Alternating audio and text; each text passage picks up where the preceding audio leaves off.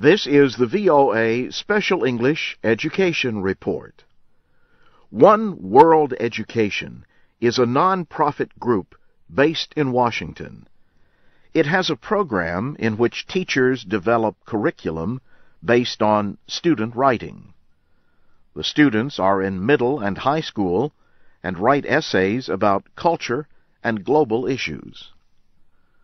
Students are invited to write about an issue they find important.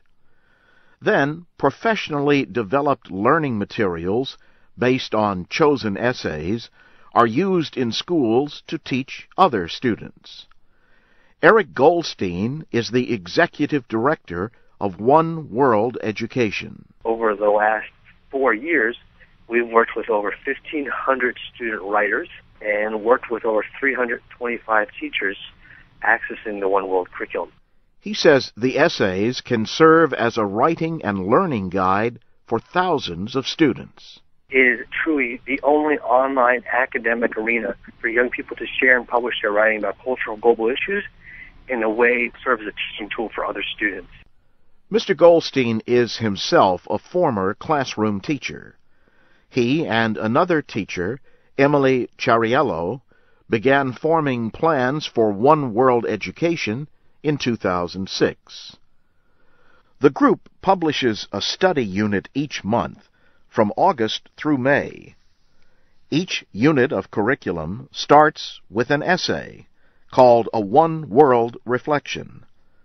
The subjects have ranged from single parenthood to protecting rainforests to exploring Arab cultures, says Mr. Goldstein. We've had students writing One World Reflection on women in the Muslim world, on Islamic media, on Arab media, on Arab identity. One student writing about being Muslim and how she is perceived in her neighborhood. Layla Kunesh of Washington wrote about her feeling that the media in the United States are often unfair to Muslims. A learning activity based on her reflection called for students to collect examples of media stories and discuss whether or not that was true. Layla was chosen as a One World Student Ambassador last year.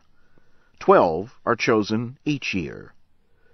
Their reflections are published on the group's website, along with learning activities linked to common reading and writing standards used for testing. Isabel Nampakwa Kapotwe of Lusaka, Zambia, was also chosen as a student ambassador. She wrote about Zambia's cultural traditions, its languages, religions, and tourist attractions.